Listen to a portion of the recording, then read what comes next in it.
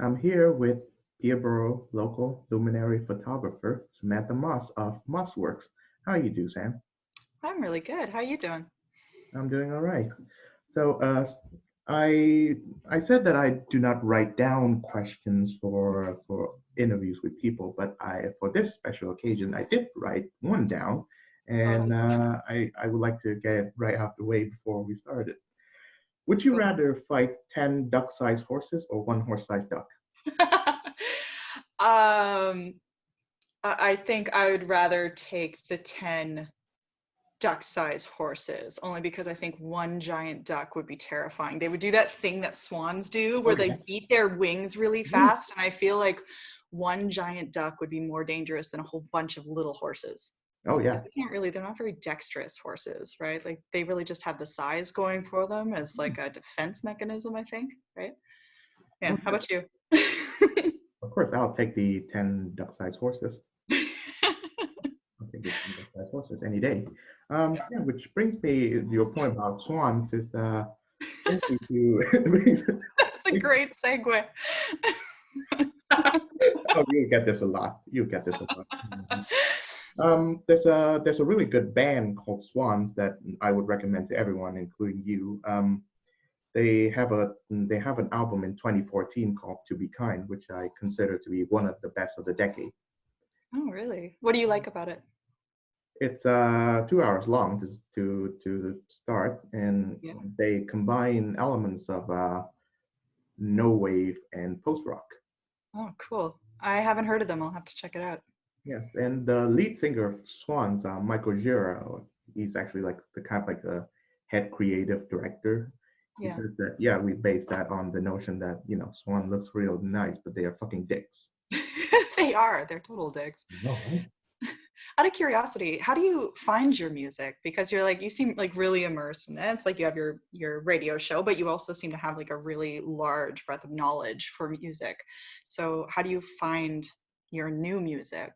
And yeah, I'm curious about your background. I actually don't really know anything about you. This is the first time we're having a proper conversation. So Okay. yeah, what got you into music and how do you find it? Let's see. Rough childhood. Yeah. Rough childhood got me into music. I think at the age of 13, I realized that much of the music that my peers, I wouldn't say friends because they're not my friends, listen to are really, really garbage. And I thought that, hey, I just need to look upon something else. And I believe one of my the earliest album that I seek out that I, found to be, likable or really amazing. I actually had a friend who introduced me to the Pink Floyd album, The Wall. Yeah. And I listened to it and I listened to it again and I listened to it again. And I thought, wow, this is amazing. This is the apex of music, Yeah. as far as I'm concerned, back when I was 13. So I thought, hey, is there any more Pink Floyd? And there, and then apparently I found out about the classic rock and progressive rock milieu, and I just got totally immersed into that throughout my high school years. Yeah. And I guess one of the greatest sources for new music for me is this guy on YouTube called Anthony Fantano, aka the Needle Drop. He Okay. makes daily reviews of new music. He's been doing it for 10 years at this point. And um, of course, I do not agree with his opinions all the time, but whenever, he likes an album and then I got to check it out, it happens to be really good. So yeah, in our email correspondence, I sent you that NPR link to the Mount Erie and Julie Doran one. Yeah. I know Mount Erie from that Fantano guy, and, Oh, really? Okay. and yeah, he has become one of my absolute favorite artists at the moment.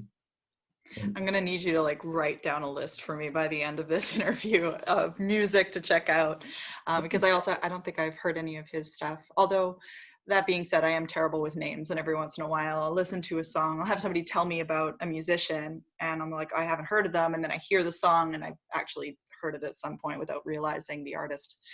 mhm, I Um, get that. Yeah, yeah. Well, you just need to ask them. That's all. And Yeah. uh, Definitely. One of the best concerts I've ever been to was Pink Floyd, The Wall. I haven't been to terribly many shows, but I went, I don't know, maybe 6 to 8 years ago to The Wall and in Toronto, and it was one of the best shows I've ever seen. And I got exceedingly lucky during it because I went with there were four of us, and we went, and I had nosebleeds. Like we were stuck in the nosebleeds. We had stupid cheap tickets, and even then they were kind of expensive. But we got really lucky, and there was, I guess, a few people who had to leave early who had really, really good seats, and they ended up just giving us their seats, hmm, which was like 6 rows back okay. from the stage, and it ended up being an incredible show. That was Roger Waters, right? Did he perform it solo wise, or did the entire band join him? No, it was a band, I believe, from what I can remember. But like the visuals that I have from it was just the presence. They had even like this massive like floating like blow up. I don't know. You know those parade balloons that Oh they yeah, have? They it's had like one of it's those big, in right? the stadium. Yeah, It's a big they one. like just like so. I don't know. To be honest, like I was totally just like looking at the show itself because they had so much going on and just like light show and like it was incredible. Anyway, and the music obviously was wonderful. I'm just distracted by everything that was going on. Oh yeah. Yeah, When it comes to Pink Floyd, people always point to their 1973 record, "The Dark Side of the Moon," as the best, but I yeah, completely disagree. They have at least 5 albums that are better. yeah. It's a good starter, but you know, The Wall is better. Animals is better. Wish You Were Here is better. It's actually my favorite. Yeah, And the album that preceded it, called Metal, which has a 20-minute song called Echoes, that is really good as well. yeah. Yeah, Do but you yeah. Sorry, do you listen to most of your music on vinyl? Or do you tend to just like download online? Like, where do you consume? Most of my music would obviously digital. Yeah, It's a bit more accessible, but yeah, definitely. when I like an album a lot, then I would Yeah. buy the LP version of it. Yeah, I actually am doing. I'm starting a business with a friend where I am selling records to people, Oh, cool. which is nice. So What's uh, the name of your business? I haven't got a name for it. We started our names, I guess, and then Yeah. we just sell everything on Facebook Marketplace. Oh, nice. Cool. Oh, compared to mine, your business at least has a name. And, so I want to get into some certain questions or points here. In that, I believe our birthdays are the same. Oh, really? October 18th? Yes, October the 18th. Oh, nice. I didn't know that. You'd stumble across that somehow? Yeah, I think I followed you on the gram, the Instagram, and then Right. a post where you said, "Hey, And I this did is a my post. birthday," and then the date, Yeah. October the I 18th. imagine I'm a couple years older than you, though. Of course, yes. Yeah. And So what year are you? You're a 90s baby? 99. 99. Oh my goodness, you're quite a bit younger than me. Oh, wow. I'm 88. Oh, wow. So Yeah, I'm good. you're definitely a 90s kid. That's what. Yes. Yeah, Really. very much so. So much so I actually have thrown two back to like 2 years in a row. I've done 90s night in March. Actually, this past one we got in just under the wire. It was Friday the 13th that we hosted a 90s night at the Gordon Best. And I think it was a day or two afterwards that everything closed up for COVID. Mhm. Did Yeah. you come dressed up as a 90s character?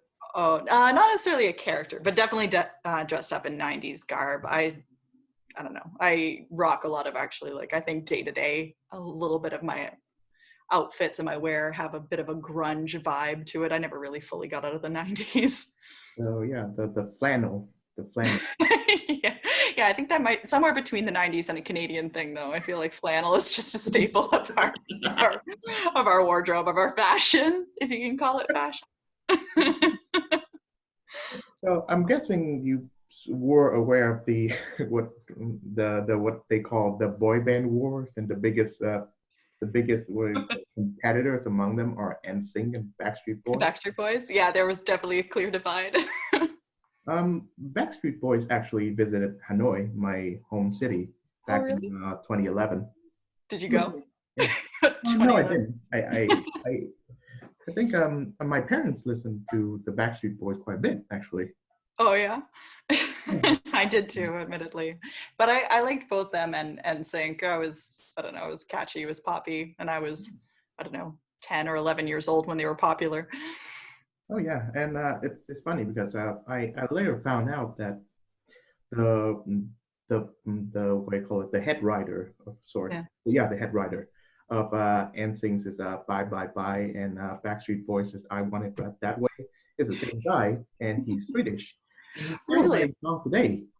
His name is Max Martin, and mm, of probably of 4 or 5 Billboard Top 40 hits that gets into your head in the radio. Yeah. He's probably responsible for 1 or 2 of them. Wow. Yeah. That's really impressive. How long's he been in the industry then? He's still working now, right? So he was definitely successful, I guess, in the 90s at some point. He's been Enormously. around for a long time. Oh, enormously. He's yeah. I think his latest works have been these songs for that woman Ariana Grande. Yeah, right. But for the most Wow. part, he's been writing for, yeah, I think some Justin and some Britney and Yeah. Katy Perry, definitely. Just very poppy. Oh yeah, All of his stuff is pop.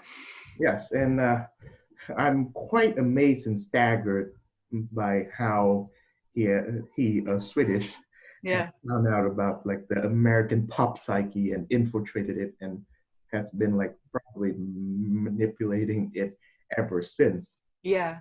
That's really interesting. Is it like, is pop even like a very big thing in Sweden? Is that something like, I don't think of Sweden when I think of pop music in general. So is it like, is there much of an industry for it there?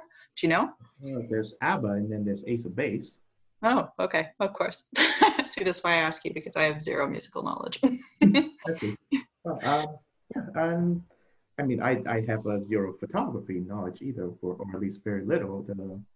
I'm not a big selfie person, that's for sure, because Neither am I, if it makes you feel any better. I can only stare at my face for a certain amount of time before I realize.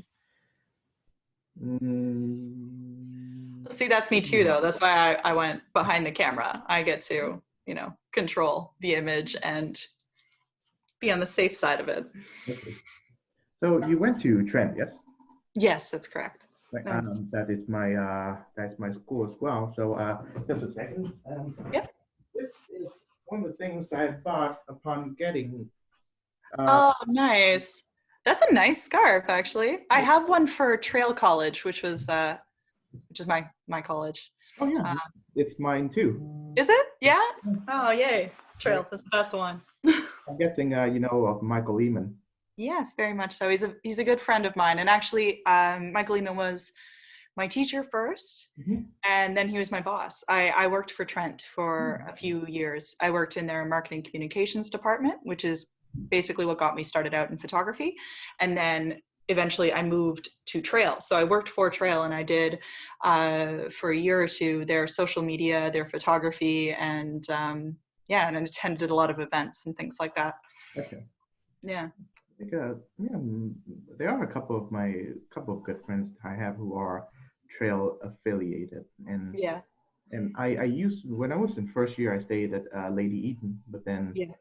it was terrible. Yeah. So did you move, you chose to actually like switch colleges, or did Yeah, you? it's Yeah. really easy actually. You just Yeah. fill out a form. Yeah. I did the same thing actually.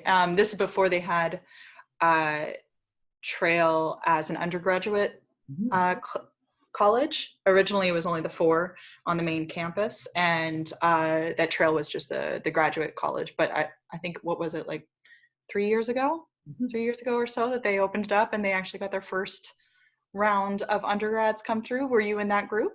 Um, Perhaps I think I emerged there. I entered trail I think in the year of 2018. So, Okay. It would be pretty close then. mhm. Yeah. But I'm not a I don't really attend much of the trail events except from some of the Shakespeare nights being hosted.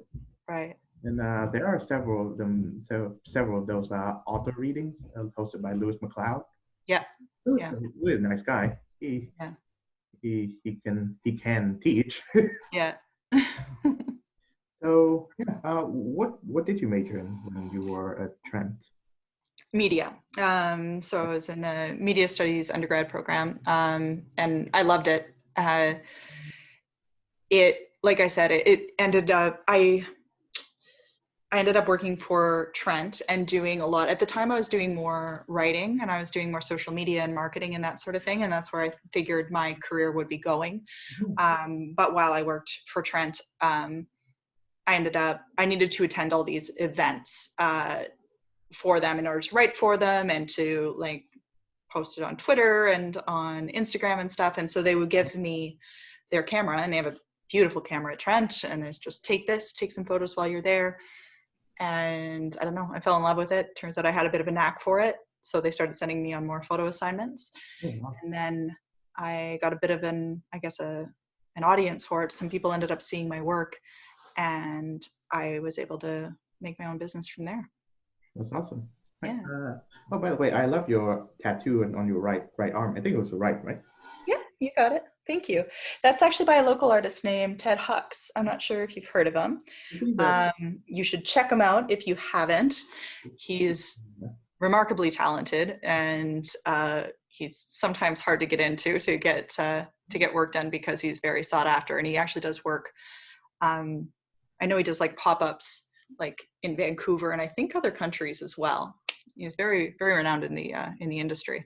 Mhm. Is that Mike's tattoo or Poke by Tony or a separate entity altogether? No, it's separate. Although I do love Mike and Tony. Mhm. I've worked with them as well. But no, Ted is separate. He has his own show that he runs. And in Peterborough, when he's working in Peterborough, he does it out of his own home studio. Mhm. It's funny. The tattoo art is an art form that I would really like to get into. Yeah. But I haven't really got much into that yet because of my reservations with needles and because of my long-standing belief that you can correct me on this, that I always think that the laser industry is always more profitable than the tattoo one because people regret the tattoos of either the initials of their girlfriends or the full body portrait of their girlfriend or Yeah. something like that. I this is my only tattoo. I only have the one, and I got it when I was 29. It was a 29th birthday present to myself. And like you, I think I'd been interested in tattoos for a really long time. I love them as an art, and it's something that I spent a lot of time researching and looking at them, but I was afraid to get one. I wanted to make sure that when I decided to get my tattoo, it was something that I was very set on and that I knew that I loved Mhm. and that I wouldn't regret. Because I had wanted a tattoo since I was 16. But thankfully, I knew myself well enough to know that I was like, if I get one right now, I'm going to hate it by the time I'm in my 20s, and I don't want that. So yeah, so I waited, and I love the one that I have. I waited till I could afford one that was a good one and one that was done by an artist that I really, I'd been following Ted's work for years by the time I finally got one by him. Oh, all right, that's awesome. Yeah. So speaking of art, photography slash music connection, I've been checking out this artist that you recommended, Oh, Evangeline Gentle. Yeah. Evangeline or Evangeline. Evangeline Gentle. Yeah. I Also goes by Evan, I believe. Okay, so Evan, and I'm assuming that the preferred pronoun is they and them. Yes, that's correct. I believe so. Well, their music is incredible. Uh, Isn't it? yeah, Yeah. I've listened to it since yesterday, and yeah, the album just blew me away, and I do hope to have them on the show. And I must this is where I must confess, and perhaps this can lead to your the social justice focus in your photography is that I guess I'm rather what do you call it? I'm rather confused by the non-binary phenomenon. Like it like I do wish to understand why people choose to call themselves that, and because I think it's just the limitations of my perspective and all. I was born a male, and for the most part, I am happy being a male. And if I'm not, then there's always transition because I live in Vietnam, right? And there's a country that's right close to Vietnam called Thailand, which Yeah. where you know there's a cottage industry where guys would go and do the surgery. Right. There's a euphemism called going to Thailand that we would often, that we Oh, really? propagate. That means, being, go from male to female. But Yeah. yeah, but the non-binary thing, it's rather recent, and I have yet understood the perspective behind that. So if you can please enlighten me on it. Oh, I'm not sure that I'm someone to really speak on it because again, I'm cis. I identify as female. I was born as female and identify as it. So I don't really feel terribly comfortable speaking to people who are non-binary, um, other than just I don't know, in the most basic of terms, saying that they don't particularly identify as male or female. Mhm. There are people who I identify as neither, and it's just in a non-binary. It's sort of in a like they are just themselves. Maybe that's the best way of putting it. That it's not really like identifying with one Mhm. particular sex. Um, Mhm. I maybe some place that you might find interesting literature though, if you're interested in reading on it. Um, I'd need to look up the actual like book names, but I know that I have Indigenous background, Mhm. and I've done some like studies in school that go over a lot of traditional. There's thing called two-spirited people in Indigenous culture where there's actually like a long history of non-binary peoples who didn't identify as male or female. So actually, if you're interested in kind of like looking up some of the stuff, there's current literature, of course, but there's also like a really cool historical. There's historical information out there for of people who Mhm. actually are non-binary in Indigenous cultures, and they were actually revered and seen as people who had a lot of wisdom, who could hold male and female kind of perspectives and Oh, perspectives. Yeah. I believe there's a Greek mythology about that, and the name escapes me.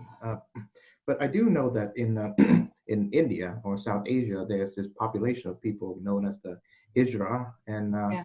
they are they are the not quite male, not quite female people. They don't identify as either, and they are a very solid population, but because of how Indian society is set up, they are often the marginalized one, and many of them goes to sex work to make a living or to make an to I guess be accepted or have a position in the wider society, and it goes back to that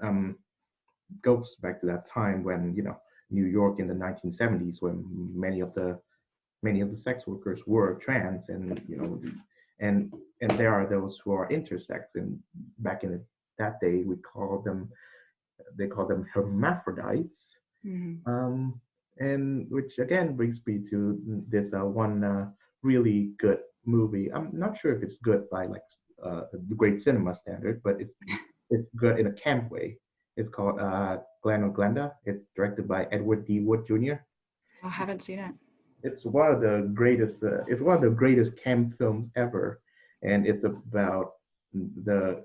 Of course, it has a very campy treatment, but it's at its time a very sympathetic portrayal of a man who wants to be a woman. So Yeah. Glenn wants to be Glenda, Yeah. and I think it featured a supporting cameo from Bela Lugosi, who starred as Dracula in the classic Dracula movie. Oh, cool. Oh I yeah, haven't seen it. well, that's there's your recommendation for you and everyone. I'll add it to my list of the songs, and now I'll have like some movies to check out afterwards. But I think mm, I'm not sure about you, but I'm always curious about human sexuality, even though I'm not in the academic discipline of it, Mm. because it's something that has been permeating the music sphere since forever. Like for every like fifth rock star, there's always that one who wants to bend the gender norms. You got the New York Dolls, and you got Bowie, and you got Prince. Mhm. And recently you got that Harry Styles guy posing for Vogue in a gown, and then we call it right wing Twitter got pissed off, and I thought, well, that's a very petty thing to get pissed off about. Yeah, no, I agree. That I, it's, it, we're in a place where there's still been like a lot of, I mean, I'm not sure how long you've been in Canada. You came here for Trent, correct? Yes, Um, 2 years at this point. okay. So I'm not sure if you like gauge much of like the history in Canada, but growing up where I grew up in the middle of nowhere, and there's very backwards. They're still very, I don't know, I feel like 20 to 30 years behind the times, just because they're so remote. And growing up in my school, nobody was outwardly or known as like gay. Nobody was out of the closet. Everybody was like, it was very shut off.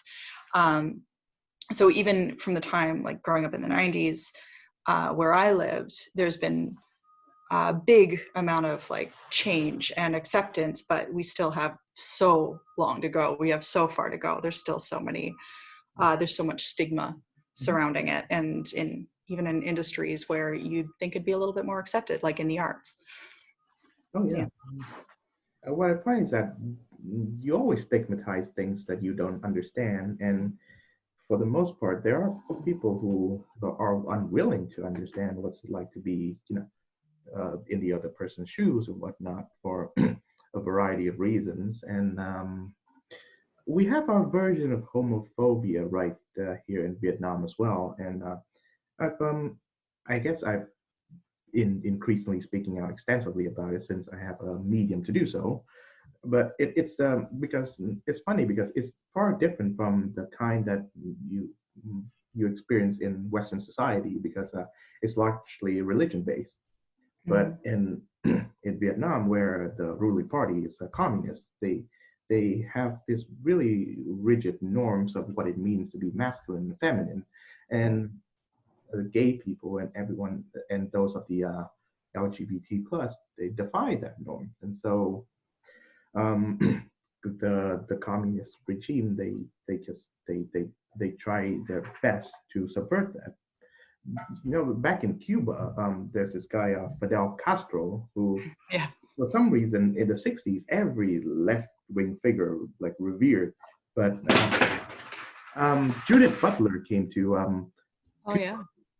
around that time, and she says that these gay people are are being like a sort of like are being treated into what being rounded in camps where they live happy lives and whatnot, but in reality it's just concentration camps for gay people. Yeah. That's horrifying. Oh yeah, it is. In Cuba in the 60s, that took place. Oh yeah, and it's still to this day really like Yeah.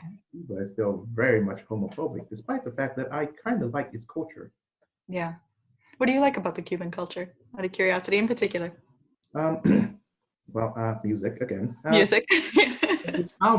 There's this album called Buena Vista Social Club, Okay. and it's made by a group of a collective of very aged musicians who, before the Castro regime, they were playing in nightclubs and bars across, uh, Havana and Yeah. Cuba in general. But then Castro got in, and the kind of music that these guys were playing was banned. Yeah. And I think, and in the year 1999, around that time, the German filmmaker, a well-known one, Wim Wenders, he he filmed these bands, and it was a partnership between him and the guitarist Ry Cooder, Hmm. and Ry Cooder actually knows these musicians, and he produced an album with them, and then Wenders just filmed a documentary film about that. So that is one part of the Cuban culture that I really like. But for the Yeah. most part, anything that's Cuban related it risks itself to be Castro related, Yeah. and so they are. two very different things. And one of the figures that I just abhor the most is Che Guevara, Yeah. who it by because young people at the time and even now they do not know about him. They just plaster up his portraits on the wall. Yeah. Probably know what he looked like Yeah. for the most part. When you find out about what he did, then you probably need to just put that picture down. It's the same. It's the same as saying that you put up pictures of say a clan member, unaware that he's actually a clan member, kind of like that. No. But interesting how certain people, their faces like just get, I don't know. He's the image Mhm. is everywhere when you go down to Cuba. I haven't been to Cuba in probably a decade, but when I was down there was images of his face Mhm. literally everywhere, that you could buy it on every corner. And it's like, how does that happen? How does that get entrenched, not just in their culture, but like that tourists Mhm. begin to like start like buying into it, and without really knowing any of the history surrounding it, you just sort of like buy into this image that gets associated with the culture as a whole, you know. But yeah. Which brings me to the point about how in the realm of say fighting for a cause or propagating a cause, I Mhm. think photography is just way more effective than music, because I think a picture is a, the picture, you can feel the effect of a portrait or a picture or a painting way faster, way quicker than a piece of music. You think And so? yeah, I think so too. Yeah, I think so. I'm not sure, maybe. I don't know. Music has a way, like they're both so different. I think it's hard to maybe quantify that, in my opinion. Only because I think music, again, like songs, can really speak to people. They can be so moving. Mhm. I like obviously think the same with photography. I'm a big fan, but I think they both do it sort of in their own way. I'm not sure if photography is more so. What makes you think so? Why do you think it sticks with you more? I think it's because our individual taste in music is so different. Then That's the fair. song can influence us in various different ways. And but however, an image, however, we tend to have this relatively the same conception or thought about an image. Mm, Yeah. and that's why I mean I lived in Vietnam, so that's why when they try to do propaganda, they always do images. They never Yeah. do music. They do some songs that stick to people, but for the most Yeah. part, it's always the image economy. That's why you always get pictures of communist leaders, and they get plastered throughout all the entirety of the country, like Lenin, Mao, in my case Ho Chi Minh. But you need not know what they did. You just instinctively know that, hey, they are important, and they kind of like Jesus. Yeah. They can paint you in a certain light. The photos can depict people in a certain way and make them look stoic or heroic or larger than life, right? Just by a photo. And I get that. Yeah. And we're we're getting into some pretty dicey territories here, but this is this is I wouldn't say wonderful, but it's certainly very well made. It's a Nazi propaganda film called A Triumph of the Will by this female director Leni Riefenstahl, and Right.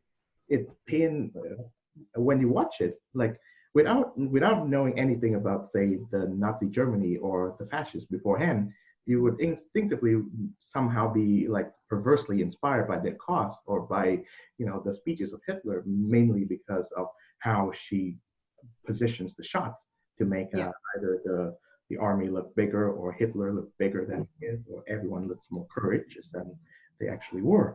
Yeah. So I think, yeah, and there's a reason why I think of image when you want to manufacture consent is way more powerful than sound or music, because people's music tastes are very individuated, whereas a response to an image is largely similar.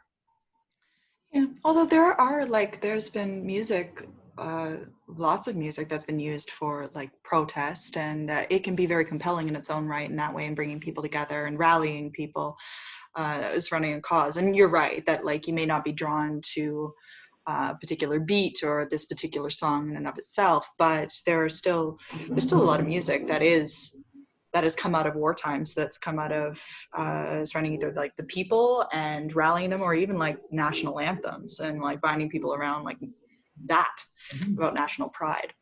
Oh yeah. So I think it's just very different in the way they do it. It is much more maybe, I don't know. I don't know if it's more controlled with photography, but See. Mm. anyway, no, I totally hear what you're saying though.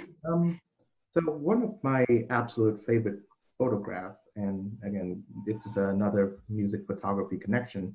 Hmm. So during the Vietnam War, and there were the South Vietnamese protests against the war, um, and there was this one picture taken of a monk, Thich Nhat Hanh, who set himself on fire Right. on the streets Yeah. protest, and it is commemorated as the cover for the debut album of the wonderful rap rock band Rage Against the Machine. Yeah. So that it's so it brings me to that connection between how an artwork can tell you a lot about the music that is being presented, Yeah. and it brings me back to the artwork that you did with Evan Evan Gentle, and I see just such a incredibly luscious blend of light and shadow, and of course there's that expression of a picture that says 1,000 words. So what do you think what do you think in this photo? What was Evan Gentle? What are they trying to say?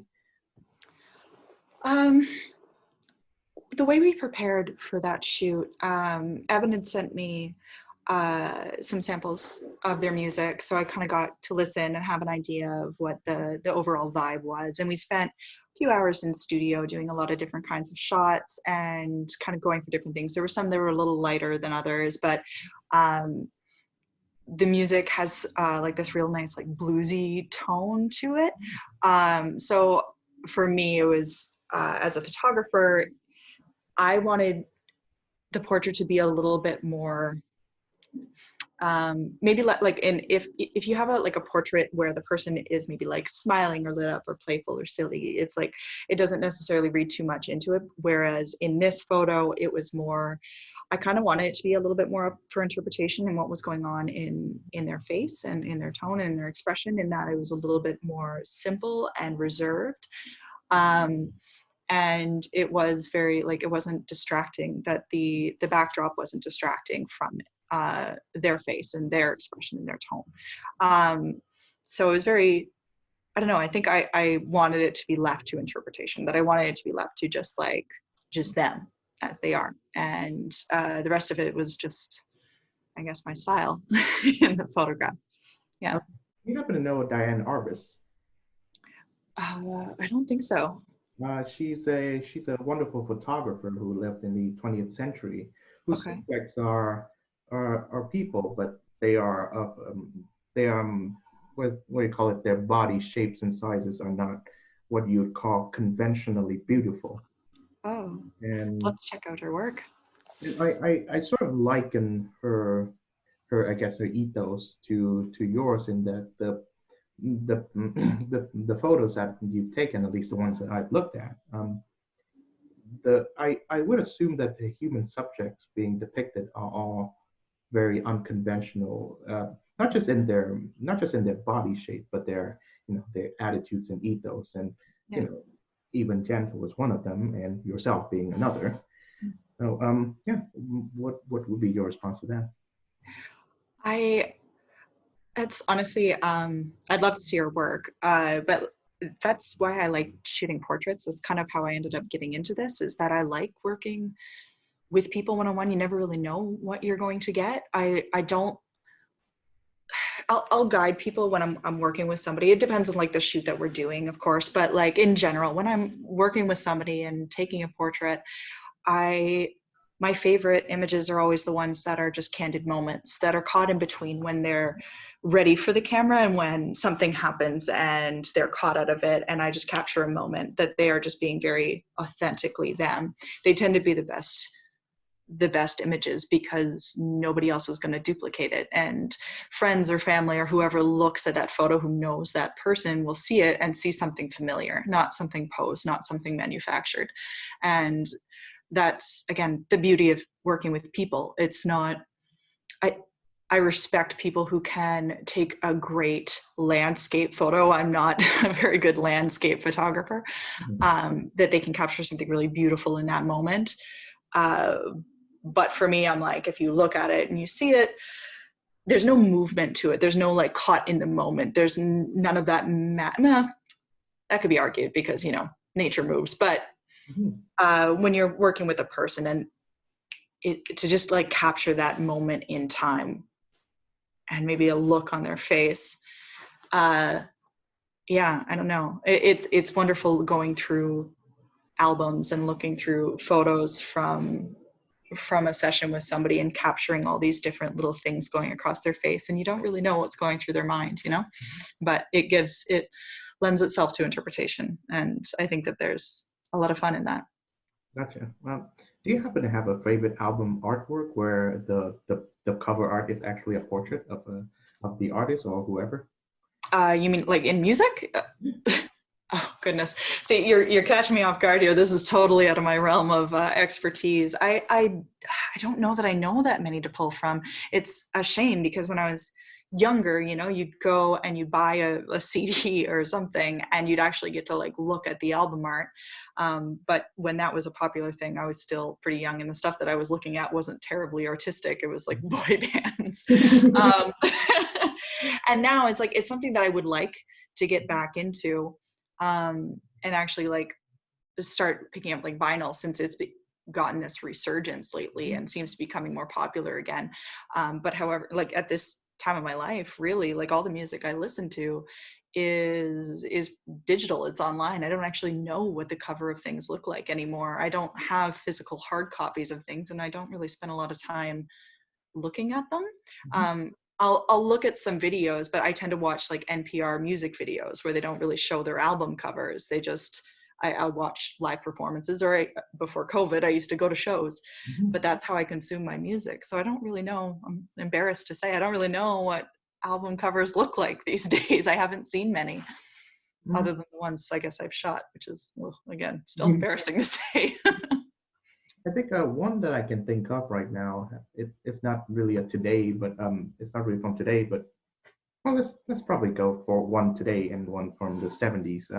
There's my favorite album of 2020 is by that Mount Erie guy, but now Yeah. he performs in the name of the Microphones, and it's called Microphones in 2020. And the cover art is amazing. It features him and his reflection on like a body of water, presumably a lake. And it's like that thing of it's supposed to reflect him now versus him in the younger days where he started the Microphones project. Yeah. And the album itself is a song that lasts 45 minutes long, and, Wow. and it's largely autobiographical. So he's trying to mash these like passages of very long passages of prose, That's and wild. it's really melodic, and it's incredibly powerful. The And one song is 45 minutes. yes, the one song is 45 minutes long. Crazy. That's wild. Like, does he perform that live? Can you imagine being in a show and the one song is 45 minutes long? That's incredible stamina for him to be able to do that too. Yeah, I think he can do that, and he would. But the thing Yeah. is that it's 2020, and no one can perform live anymore. Yeah.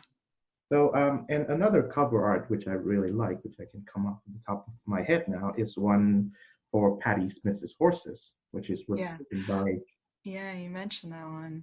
oh yeah, I, uh, I, taken by an incredible photographer, which whose work you probably should check out, named Robert Mapplethorpe.